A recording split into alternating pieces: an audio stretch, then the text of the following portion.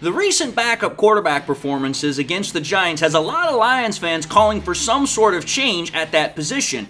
But in a recent interview, Dan Campbell expressed disappointment and having issues with the quarterback performances. And we're going to talk about it, so stay tuned. What are we? What makes us what we are and what we're going to be? It's grit. It's what we started with last year, guys.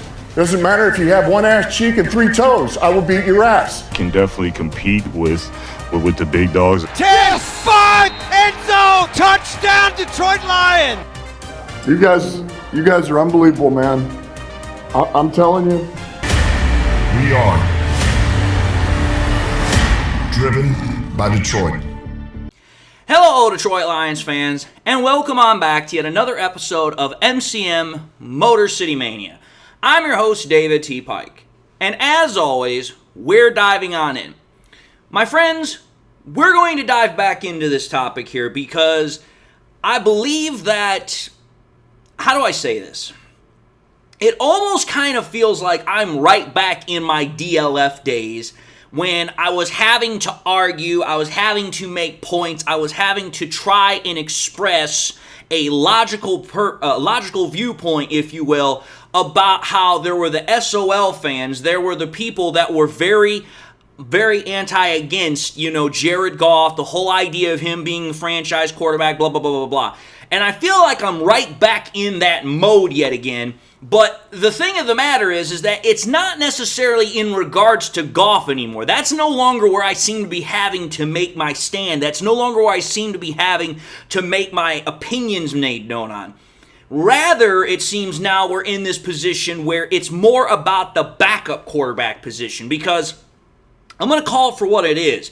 Ever since the whole situation has come to light about the performances that were had by both Nate Sudfeld and Hendon Hooker against the Giants on Thursday night, I'm telling you this right now, it has stirred up a maelstrom of freaking emotions and opinions, and there is a huge chasm of difference between each side of those opinions.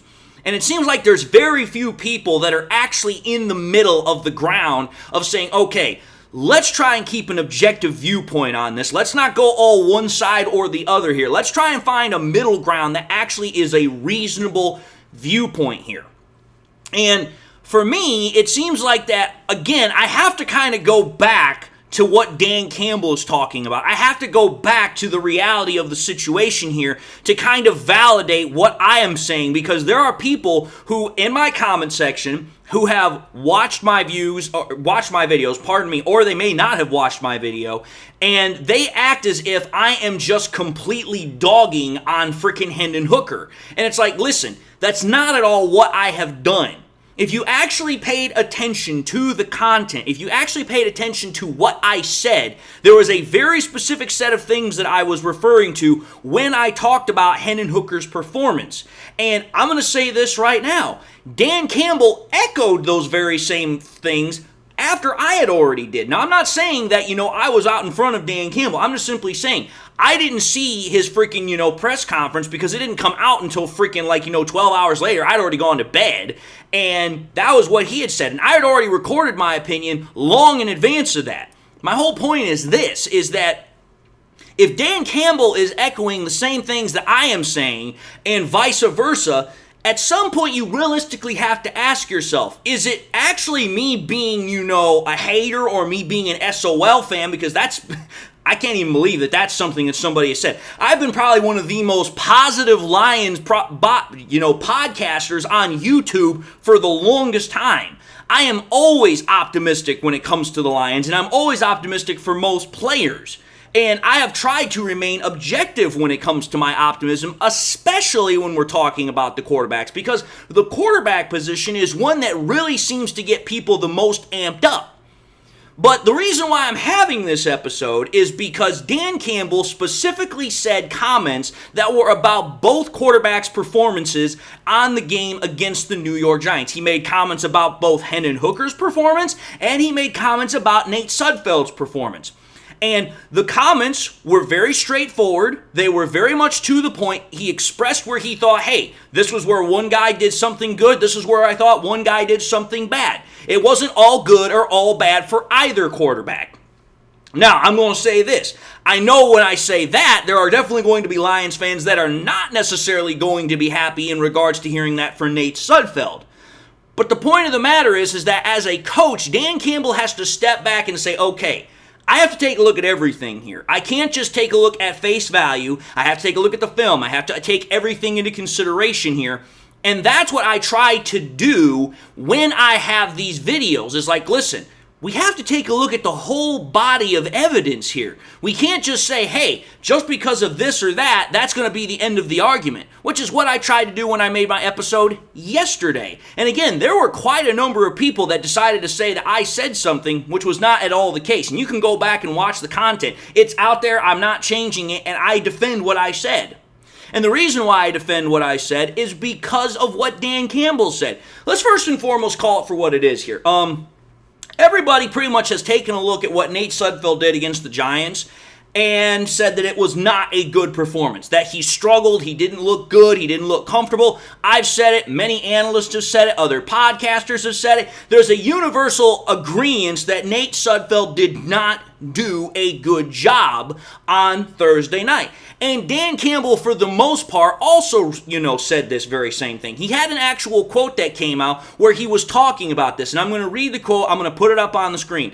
This is the quote right here, so pay attention. The quote is, "There's some decisions in there that I would like to be better." And he's talking about, obviously, Nate Sudfeld in this quote. He said, "I expect better from him. I'm not as concerned right now or yet about the accuracy with what it is. Wet ball, this and that. But there's just a couple of decisions in there that I know he can be better on." Okay, let's take a look at what he's talking about there. Nate Sudfeld, in his opinion, did not make some good decisions, or rather, the decisions that he made, he could have made better decisions on. And I've talked about this. I gave a very, very specific example in a film breakdown within that episode that I talked about on one of those decisions. Because again, I just based it off of what was in the broadcast, the broadcast film, which was, hey, you know what? This is what we're seeing from, broadcast level. But when I took a look at the tape from the All 22 film, viewpoint, it backed up what I had said.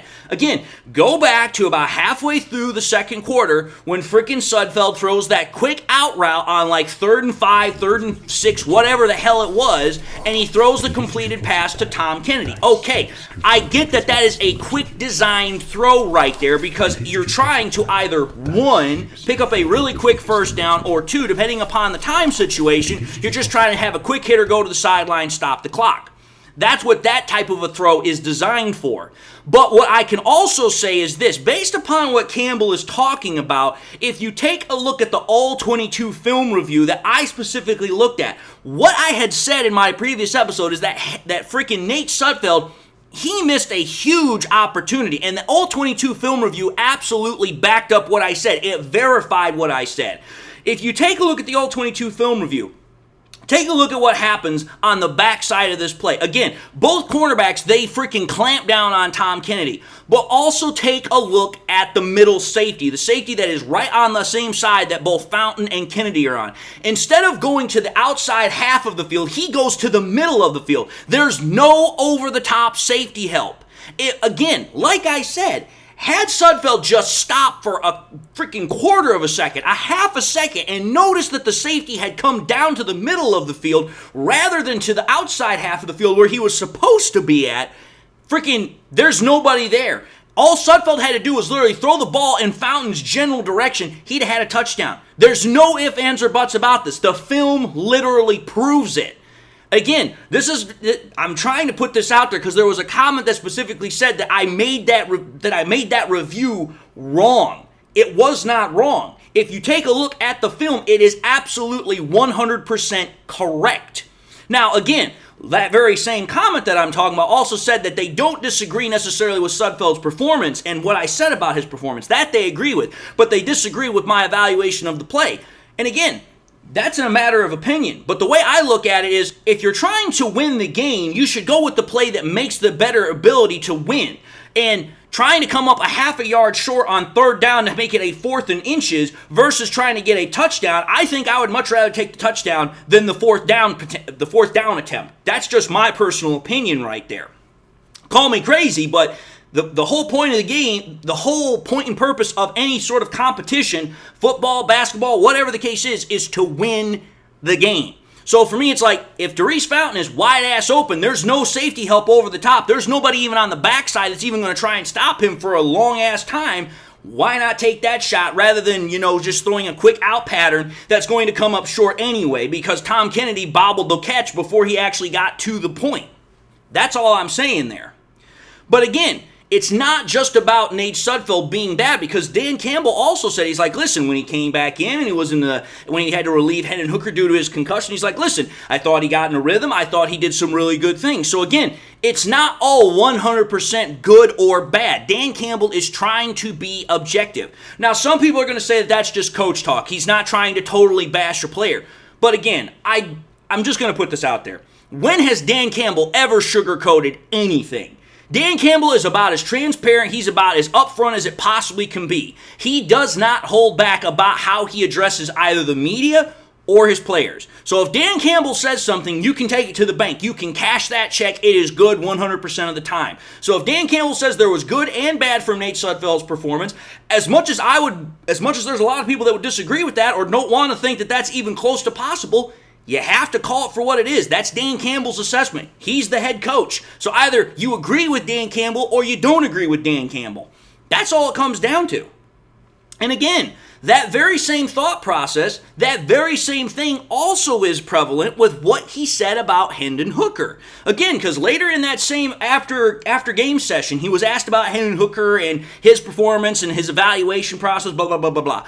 And pretty much what Dan Campbell said about Hendon Hooker was like, listen, that's kind of the double-edged sword, if you will, about scrambling quarterbacks. Is it good to have the ability to extend plays, to have mobility, to move the ball if you can't find a passing option? Absolutely. And that's exactly what Dan Campbell said. And correct me if I'm wrong, but I know I'm not wrong because it came from my own mouth. That's exactly what I said about Hendon Hooker. But what did Dan Campbell say about his running style? What did he say about his scrambling style? Go back and watch the video. It's on the Detroit Lions freaking YouTube channel. He said that he has to learn to be selective with how he does that. He has to learn how to slide, which is exactly what I said. I literally said, freaking Hendon Hooker was one of the most exciting players on Thursday night. I thought he did an excellent job being an athletic quarterback. I thought he was able to move the ball running it. But my main problem with Hendon Hooker was he did not slide. He was not smart with how he went about being scrambling. And it's like, dude, that's what directly caused him getting the concussion. And Dan Campbell said it so himself. He's like, listen, we don't know where he got his bell rung, but it was probably on one of those 2 runs that he had. And that's exactly what happened. And that's exactly what I said. And again, Dan Campbell echoed the same things I said about freaking Hendon Hooker in the pocket and the whole, passing thing. It's like, listen, there were some good decisions that Hendon Hooker made, and he said very specifically, mostly on his decisions to run. But he also specifically stated this. He's like, Hendon Hooker has to learn how to play from the pocket. He has to learn how to stay in the pocket, make good decisions from there, rather than always running the ball, because that's what results in getting injured. So yes, part of this episode is about how Dan Campbell is sounding off about, hey, there are issues with the quarterback performances from Thursday night. And there are both good and bad things that resulted from both Sudfeld's performance and also from Hooker's performance. And I still will say this to this point. I think the Lions would be smart to bring in a veteran quarterback option so that way it's like, okay, we have somebody else that can kind of get into this mix here and push both guys, because it's quite obvious that, again, I don't think Sudfeld is going to cut the mustard as the number 2 quarterback, and most everybody will agree with me on this. But at the same time, while Hendon Hooker is more athletically gifted, he showed more on Thursday night. He's not ready to be the number 2 quarterback. He's not ready now. He's probably not going to be ready this year. I don't expect him to be ready to be the number 2 quarterback until either late this year or probably more likely the beginning of next year. Because again, there's a lot of stuff he still has to learn. He has to learn how to be selective with his scrambles. He has to learn how to stay in the pocket. He has to learn better reads. He has to be better with his accuracy. These are all things that he has to get better at. And again, Dan Campbell is pretty much saying the exact same things. He might not talk about the accuracy, but he is talking about his ability to stay in the pocket. He is talking about his decision-making process. These are all things that I'm trying to, in essence, defend myself with by going with what Dan Campbell is talking about. And again, it realistically comes down with this. Don't take my word for it. I am just a podcaster. I have my opinion. Okay, that's fine. But if Dan Campbell is saying, in essence, the exact same things I'm saying, you then have to ask yourself this question. Are you just arguing with me just because you want to argue with me, or are you not actually paying attention to what Dan Campbell is saying and saying, hey, pretty much David and Dan Campbell are saying the exact same thing? And I'm not saying I'm not saying at all I'm an authority of the Detroit Lions. I'm not saying that. But it's like, listen, everything I have ever done on my podcast has been to be based upon the facts, based upon the evidence, based upon the reality. And it's like, hey, what is the film showing me? What are the stats showing me? What are the coaches telling me? And this is everything that I have done. And when people want to say that I'm either lying, I don't know what I'm talking about, or I'm just making crap up, and it's like, dude, those guys are saying the exact same thing I'm saying, and those are the guys that are in charge. So it's like either you just want to argue with me to argue, or you're just being completely oblivious to the actual reality of the situation. So that's why this is kind of a dual point episode here. It's both to kind of defend myself, because I feel that I was attacked unjustifiably. I feel that I was attacked unfairly, in my opinion. But at the same time, it's also to use that justification to defend myself based upon what Campbell himself said in the post-interview process. And it's like, listen, if that's what Campbell is saying, you have to either say you don't agree with him, or you have to either say, listen, we were wrong with what we said to you, David. It's one or the other. You can either disagree with Dan Campbell and say, hey, you know what, I just don't like what David had to say, or you can say, well, that's what Dan Campbell said. I was wrong in what I said to David. And again, I'm not trying to make this into a pity party. I'm just simply saying, I put all the hard work and effort that I can to be as accurate as I possibly can when I make these podcasts based upon what is out there as far as information is concerned. I'm not in the building with the Detroit Lions. I'm not one of the coaches. I don't work for the Lions. I am just a very high-spirited fan who pays as close attention as I can to the situation to give you guys my highly informed opinion based upon the information that I have.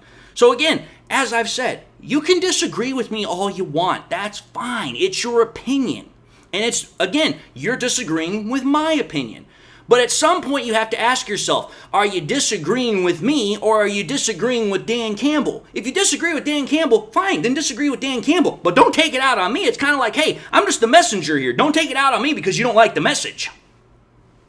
But anyway, folks, I'm going to end the episode here because I think I've kind of made my point here as, again, hey, there was good and bad from both quarterbacks' performances. There was more bad from Nate Sudfeld's, in my opinion, and very little good. And there was good from Hendon Hooker's performance. But again, there was also bad. So again, I don't think that anything is going to realistically change on that quarterback battlefront. And according to what Dan Campbell said, that's in essence what I'm getting. Is, freaking Nate Sudfeld going to probably be with the third stringers next game? Maybe. So that way they can give Hendon Hooker more rest with the number twos. I don't know. But as far as who's actually at the number 2 position right now, I don't think that's changed at all. I think realistically they're still trying to figure out who's the best guy for the job. And again, while that might change the unofficial depth chart, nothing is going to be official until we probably get to the end of the training camp and preseason period. So again, whether or not Dan Campbell says Hendon Hooker's number 2 or Nate Sudfeld's number 2 is irrelevant at this point. Because we still have 2-3 more weeks before we get to the end of this when we actually find out, hey,